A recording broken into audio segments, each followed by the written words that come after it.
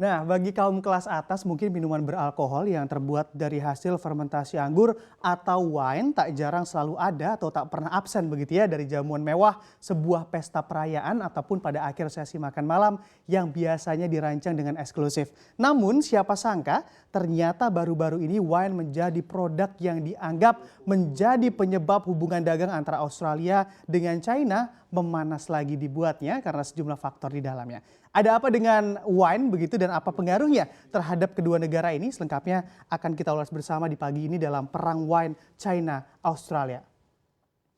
Nah, persis seperti yang telah diberitakan di media massa, nampaknya hubungan antara Australia dan juga China kian memanas. Nah, ini di mana kini memang China ternyata dikabarkan menerapkan tindakan anti-dumping pada anggur dari negara Australia. Dan juga kita ketahui bersama, padahal wine atau anggur dari Australia juga termasuk begitu produk andalan dari negeri kangguru ini, dan juga China pun juga dianggap oleh Australia menjadi tujuan ekspor mereka dari minuman fermentasi anggur ini. Dan juga tepat pada tanggal 26 Maret lalu China juga resmi mengumumkan bahwa pihaknya menaikkan bea masuk untuk wine dari Australia khususnya menjadi 116% dan juga hingga 218% banyaknya. Dan di sini tak sampai di situ, atas kondisi ini juga pemerintah Australia pun tak tinggal diam, di mana Ketua Asosiasi Anggur dan juga Wine Australia, Tony Butterclane, langsung mengajukan keluhan atas komplainnya ke Organisasi Perdagangan Dunia, tak main-main begitu ya, di WTO, di mana atas sikap Cina pada Australia ini. Sebagai informasi juga untuk Anda, sebenarnya ketegangan antara kedua negara ini sudah mulai terjadi atau pertama kali menunjukkan perselisihan sejak bulan April lalu, dan juga diawali dengan Perdana Menteri Australia, Scott Morrison, yang ikut-ikutan melakukan investigasi internasional untuk menemukan asal virus COVID-19 ini dan juga ataupun yang sedang mewabah ini. Dan merasa dirinya disalahkan, China pun meradang dan juga membalas dengan cara-cara uniknya yang membuat Australia juga kebakaran jenggot, salah satunya melalui jalur dagang antara kedua negara. Dan juga bahkan investasi China di Australia pada tahun 2020 juga ikut merosot sebanyak 62%. Nah, ini ditarik investasinya. Dan juga atas kondisi ini industri anggur Australia juga menjadi salah satu sektor industri yang paling terpukul dari panasnya hubungan dagang antara Australia dengan negara China. Dan menurut catatan Kementerian Perdagangan China, di mana pada bulan Desember lalu nilai ekspor anggur dari Australia ke China juga sangat-sangat anjlok, bahkan hampir menyentuh nol begitu di penghujung tahun 2020 lalu. Bahkan China pun berencana membuat industri wine begitu, dan juga negaranya dikabarkan akan menjadi yang terbaik mengalahkan legenda wine dunia yaitu Bordeaux, Prancis. Dan apakah benar demikian dan juga apakah bisa, kita lihat di slide selanjutnya.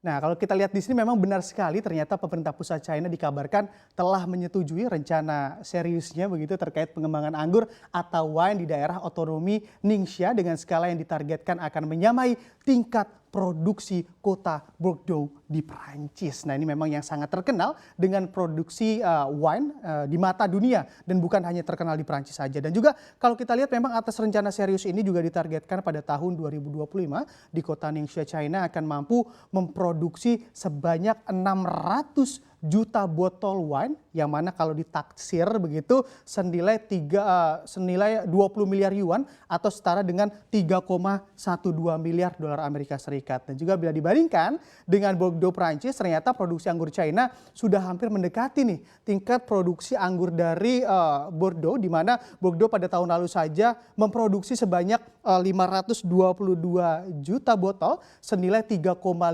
miliar euro atau setara dengan 4,16 miliar dolar Amerika Serikat. Nah, ini juga tipis-tipis lah ya, udah mulai mirip. Dan juga menariknya lagi ditemukan fakta pula, ternyata selama corona mewabah di bumi ini juga ikut meningkatkan begitu ekspor anggur asal China, di mana kenaikannya juga tak main-main, mencapai angka kenaikannya di angka 46,4%, hampir 50%. Nah, ini juga menjadi 2,65 juta yuan ekspor anggur dari Ningxia ke sejumlah negara di dunia. Nah, ini makin panas ya, karena antara Australia dan juga China, karena Australia juga udah nggak bisa lagi anggurnya masuk ke pasar domestik China, karena juga China sudah memiliki ataupun sedang merancang industri wine di negaranya sendiri. Lalu selain anggur, produk apa lagi kira-kira yang ikut terdampak dari ketegangan antara Australia dan China ini? Bisa kita lihat di slide selanjutnya.